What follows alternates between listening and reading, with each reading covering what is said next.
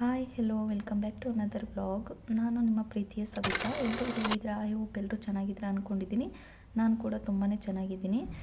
ಇದು ನಾವು ಬನ್ನೇರುಘಟ್ಟ ಬಯೋಲಾಜಿಕಲ್ ಪಾರ್ಕಿಗೆ ಹೋಗಿದ್ವಿ ಅಲ್ವಾ, ಅಲ್ಲೇ ವಿಡಿಯೋ ಮಾಡ್ಕೊಂಡಿರೋದು. ಅದರಲ್ಲೇ ಬಟರ್ಫ್ಲೈ ಪಾರ್ಕ್ ಕೂಡ ಇದೆ, ಅದನ್ನು ಸಪ್ರೇಟಾಗಿ ವಿಡಿಯೋ ಮಾಡ್ಕೊಂಡಿದ್ದೆ. ಎಡಿಟ್ ಮಾಡಿದ್ದೆ ವಿಡಿಯೋ, ಬಟ್ ವಾಯ್ಸ್ ಕೊಡಲಿಕ್ಕೆ ಆಗಿರಲಿಲ್ಲ, ಟೈಮೇ ಸಿಗ್ತಿರಲಿಲ್ಲ. ಸೊ ಹಾಗಾಗಿ ಸ್ವಲ್ಪ ಲೇಟ್ ಆಗಿದೆ ಈ ವಿಡಿಯೋ ಅಪ್ಲೋಡ್ ಮಾಡೋದು. ಎಲ್ಲರೂ ವಿಡಿಯೋನ ಸ್ಕಿಪ್ ಮಾಡದೆ ನೋಡಿ ಸಪೋರ್ಟ್ ಮಾಡಿ. ಬನ್ನಿ, ಹೇಗಿತ್ತು, ಹೇಗೆಲ್ಲ ಯಾವ ಥರ ಚಿಟ್ಟೆಗಳೆಲ್ಲ ಇತ್ತು ಅಂತ ನಿಮಗೆ ಈ ವಿಡಿಯೋದಲ್ಲಿ ಹೇಳ್ತೀನಿ. ನೋಡಿ, ಡೋರ್ ಕೂಡ ಇದು ಚಿಟ್ಟೆ ಆಕಾರದಲ್ಲೇ ಮಾಡಿದ್ದಾರೆ, ಎಷ್ಟು ಚೆನ್ನಾಗಿ.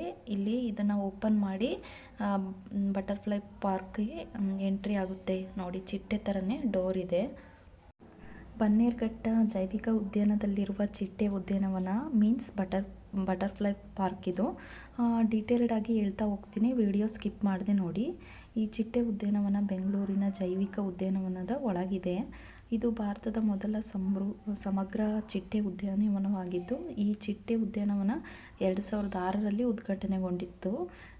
ಈ ಚಿಟ್ಟೆ ಉದ್ಯಾನವನ, ಈ ಉದ್ಯಾನವನವು 7.5 ಎಕರೆ ಪ್ರದೇಶದಲ್ಲಿದೆ ಮತ್ತು 1 ಕಿಲೋಮೀಟರ್ ಉದ್ದದ ಹಾದಿಯಲ್ಲಿ ಚಿಟ್ಟೆ ಉದ್ಯಾನವನ ಅಷ್ಟೇ. ಇದು ಅಷ್ಟೊಂದು ವಿಸ್ತೀರ್ಣವಾಗಿದೆ, ಅಷ್ಟೊಂದು ಎಕರೆ ಪ್ರದೇಶದಲ್ಲಿ ಈ ಚಿಟ್ಟೆ ಉದ್ಯಾನವನ ಸ್ಥಾಪಿಸಲಾಗಿದೆ.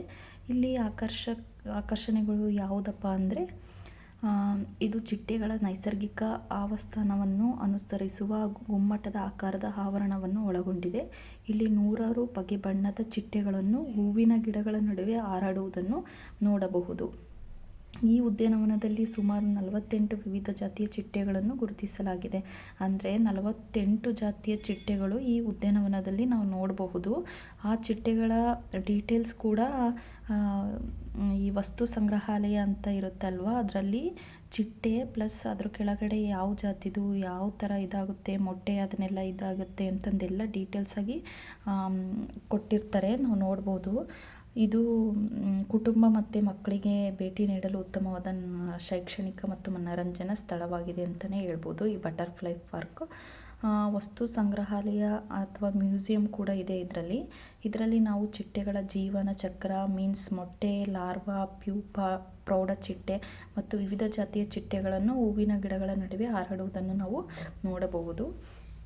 ನೋಡಿ, ಇದು ಎಷ್ಟು ಚೆನ್ನಾಗಿ ಮಾಡಿದ್ದಾರೆ ಅಂತ. ಚಿಟ್ಟೆಗಳು ಎಷ್ಟಿದ್ದಾವೆ ನೋಡ್ರಿ, ಅಲ್ಲಿ ಮೇಲೆ ನೀವೇ ನೋಡ್ತಾ ಹೋಗ್ಬೋದು. ಒಂದು ಜಾತಿಯ ಚಿಟ್ಟೆ ಅಲ್ಲ, 48 ಜಾತಿಯ ಚಿಟ್ಟೆಗಳು ಇಲ್ಲಿ ಇವೆ, ನಾವು ನೋಡ್ತಾ ಹೋಗ್ಬೋದು. ಅದ್ರ ಡೀಟೇಲ್ಸ್ ಕೂಡ ಅಲ್ಲೇ ಕೊಟ್ಟಿರ್ತಾರೆ. ಎಷ್ಟು ಚೆನ್ನಾಗಿ ಹಾರಾಡ್ತಾ ಇದ್ವು. ಇದನ್ನೆಲ್ಲ ನೋಡಿದರೆ ನಾವು ಚಿಕ್ಕ ವಯಸ್ಸಲ್ಲಿ ಈ ಚಿಟ್ಟೆಗಳನ್ನು ಹಿಡಿಯಲಿಕ್ಕೆ ಹೋಗೋದೇ ಒಂದು ಕೆಲಸ ಮಾಡ್ತಿದ್ವಿ ಅಲ್ವಾ, ಅದೇ ನೆನಪಾಯಿತು ನನಗೆ ಈ ಪ್ಲೇಸಲ್ಲಿ ಹೋದ ತಕ್ಷಣ. ಇಲ್ಲಿ ಮೀನು ಸಹ ಇದೆ ನೀರಲ್ಲಿ, ಅದನ್ನು ಸಹ ವಿಡಿಯೋ ತಗೊಂಡಿದ್ದೀನಿ. ಒಂದೊಂದು ಸರಿಯಾಗಿ ಕಾಣಿಸಿಲ್ಲ, ಬಟ್ ಕೆಲವೊಂದು ವಿಡಿಯೋ ಮಾಡಿದ್ದೀನಿ. ನೋಡಿ, ಇಲ್ಲೆಲ್ಲ ಮೇಲೆ ಫುಲ್ಲು ಮೇಲೆ ಎಲ್ಲ ಇರೋದೆಲ್ಲ ಚಿಟ್ಟೆಗಳು ಎಷ್ಟೊಂದು ಕೂತಿದೆ ಅಂತ ನೀವೇ ನೋಡ್ಬೋದು. ಸಿಕ್ಕಾಪಟ್ಟೆ ಚಿಟ್ಟೆಗಳು, ಯಪ್ಪ ನೋಡಿ ಒಂದೇ ಸಲ ಶಾಕ್ ನನಗೆ, ಇಷ್ಟೊಂದು ಚಿಟ್ಟೆಗಳ ಅಂತೇಳಿ. ನೋಡಿ, ಇಲ್ಲಿ ಬಣ್ಣದ ಮೀನುಗಳು ಸಹ ಇದ್ವು, ಅದನ್ನು ಸಹ ವಿಡಿಯೋ ತಗೊಂಡಿದ್ದೆ.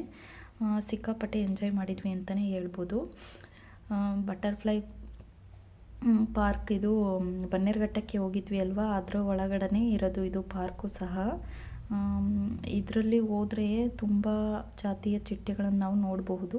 ಈ ಚಿಟ್ಟೆಗಳು ಮತ್ತು ಅದರ ವಿಶೇಷತೆ ಏನು ಅನ್ನೋದನ್ನು ಅವರು ಒಂದು ಇದರಲ್ಲಿ ಬರೆದು ಅಲ್ಲೇ ಹಾಕಿದ್ದಾರೆ, ನಾವು ಓದ್ಕೋಬೋದು. ಅಲ್ಲೇ ಆ ಚಿಟ್ಟೆಗಳ ಹೆಸರು ಸಹ ಮೆನ್ಷನ್ ಮಾಡಿರ್ತಾರೆ ಅಲ್ಲಿ.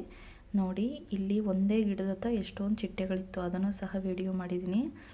ಸಖತ್ತಾಗಿ ಕಾಣಿಸ್ತಾ ಇತ್ತು ಮಾತ್ರ. ನೀವು ಒಂದ್ಸಲ ಈ ಥರ ಹೋಗಿ, ಅದರಲ್ಲೂ ಚಿಕ್ಕ ಮಕ್ಕಳನ್ನ ಕರ್ಕೊಂಡು ಹೋದರೆ ತುಂಬಾ ಎಂಜಾಯ್ ಮಾಡ್ತಾರೆ ಅಂತಲೇ ಹೇಳ್ಬೋದು. ಇನ್ನು ನೆಕ್ಸ್ಟು ಇಲ್ಲಿ ಮುಂದೆ ಯಾವ ಥರ ಚಿಟ್ಟೆಗಳು, ವಸ್ತು ಸಂಗ್ರಹಾಲಯ ಅಂತ ಇರುತ್ತೆ ಅಲ್ವ, ಅದರಲ್ಲೆಲ್ಲ ಚಿಟ್ಟೆಗಳನ್ನು ಒಂದು ಗ್ಲಾಸಲ್ಲಿ ಚಿಟ್ಟೆಗಳ